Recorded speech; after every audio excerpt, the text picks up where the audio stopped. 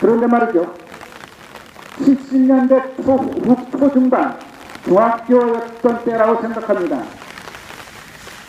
농촌 지도서에서 사람이 나와서 아버지에게 무엇인가를 건네고 갔습니다.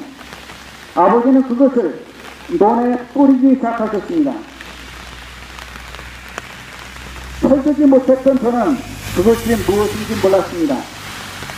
그런데 불과 2년 안에 논에 가득했던 그 개구리가 없어지고 우렁이 미꾸라지가 없어졌습니다. 논에 생명이 사라졌습니다. 잘 알고 있듯이 우리가 쌀농사, 그것도 품종개량한 수확량이 많다고 하는 통일벼를 재배하게 했습니다.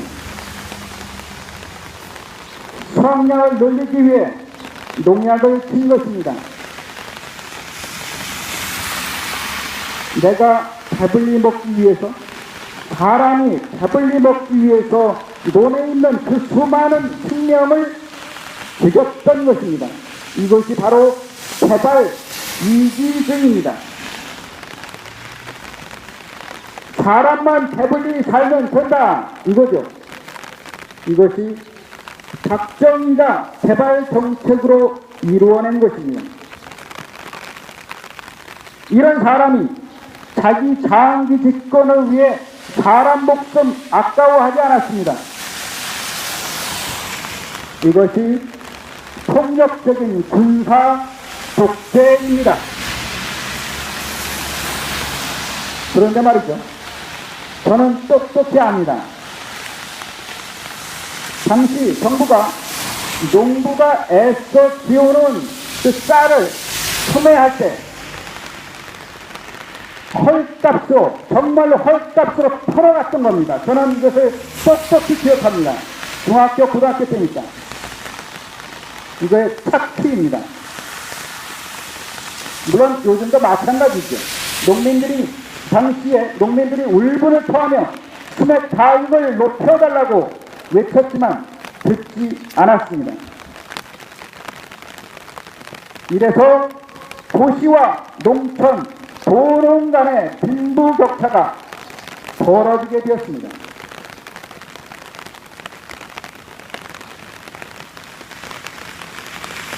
요즘 고향을 가보면 그나마 있던 논도 없어지고 산도 없어졌습니다. 공장이 들어서고 아파트가 들어섰습니다. 개발주의는 자연 생명을 경시합니다. 자연 생명을 경시하는 태도는 곧바로 사람 생명을 가벼이 여기도록 한 걸음 나아갑니다.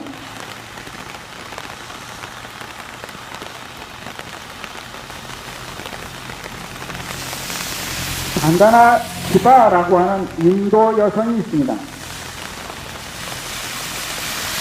이분은 핵물리학을 전공한 물리학자였는데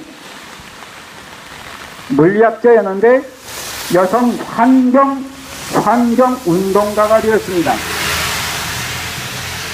성장과 개발 논리에 착취당하는 제3세계 민중들의 삶을 보면서 시민운동의 길로 들어섰던 것입니다.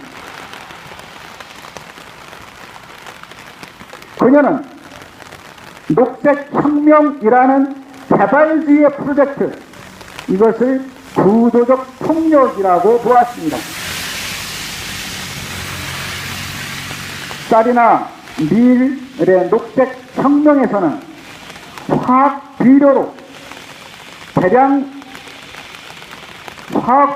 대량 투입했을 때 고수하게 되는 화학 비료 농약 대규모 관계 이런 것이 한 세트가 돼서, 그래서 곡물 생산량을 높이지만 농민층의 빈부격차를 확대하고 환경오염을 시키는 폐악을 가져왔다고 분석했습니다. 개발주의는 진부의 격차를 확대시키고 환경을 파괴시킵니다. 미래 세대의 생활 기반을 크게 손상시킵니다.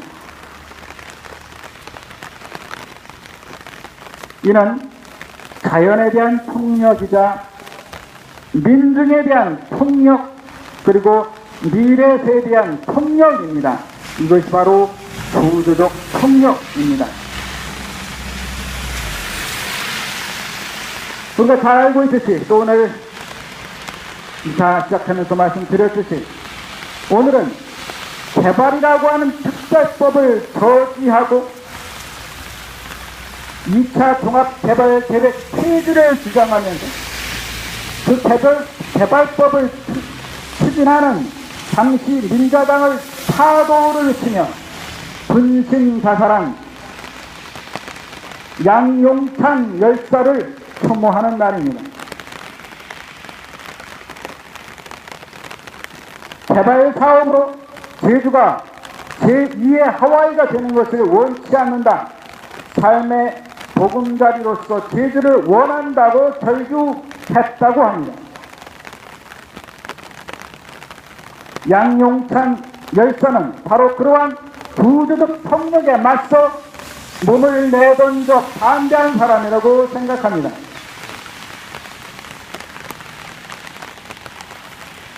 놀랍고 치가 떨리는 것은 20여 년이 지난 오늘에도 그 양용찬 열사의 정신, 그 절규에서 배운 바가 전혀 없음을 만천하에 드러냈다는 것입니다.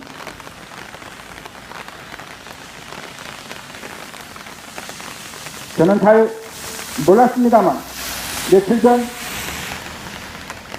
개발특별법을 개정했다는 소식을 들었습니다. 60% 가까이 제주 도민이 반대하는데도 불구하고 돈을 좋아하는 사람들은 개발 특별법을 개정했다는 것입니다.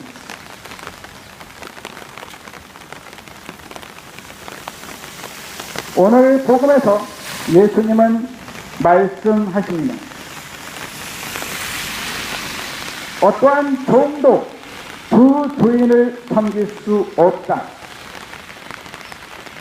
한쪽은 미워하고 다른 쪽은 사랑하며, 한쪽은 떠받들고 다른 쪽은 업신여기게 된다. 너희는 하나님과 재물을 함께 섬길 수 없다.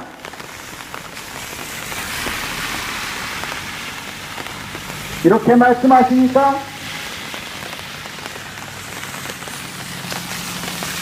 바리사이들이 반응을 합니다. 돈을 좋아하는 바리사이들이 이 모든 말씀을 듣고 예수님을 비웃었다. 돈을 좋아하여, 돈을 너무너무 좋아하여 기업의 하수인이 되어 대공기지 정문에서 지키고 있는 저 사람들, 우리를 업신여기고 비웃겠지만 대공기지 건설 역시 이 개발주의의 한 모습임에 틀림없습니다. 아니라면 저한테 얘기하십시오. 와서 지금.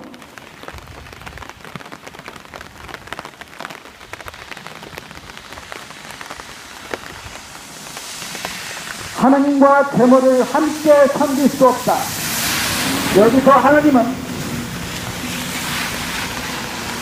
자연 생태입니다. 자연 생명, 생태와 개발에 의한 돈을 함께 섬길 수 없는 것입니다.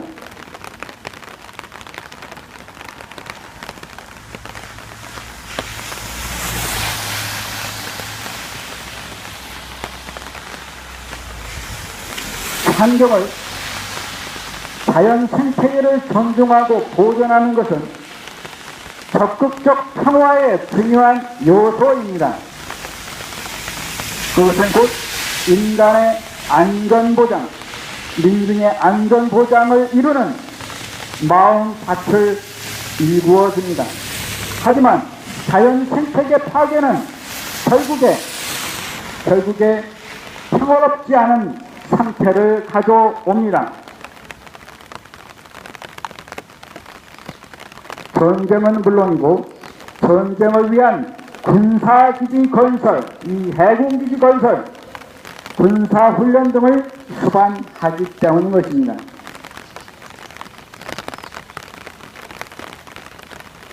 오늘 복음에 또 이렇게 예수님 말씀하십니다. 너희가 남의 것을 다루는데 성실하지 못하면, 아니요, 이것이 아니고 여기 이렇게 쓰여 있습니다. 아주 작은 일에 성실한 사람은 큰 일에도 성실하고, 아주 작은 일에 불의한 사람은 큰 일에도 불의하다. 작다고 생각하는 자연 생태계를 업신여기는 사람은, 그 사람은 반드시 사람 생명도 우습게 여기는 사람입니다. 잠시 묵상하겠습니다.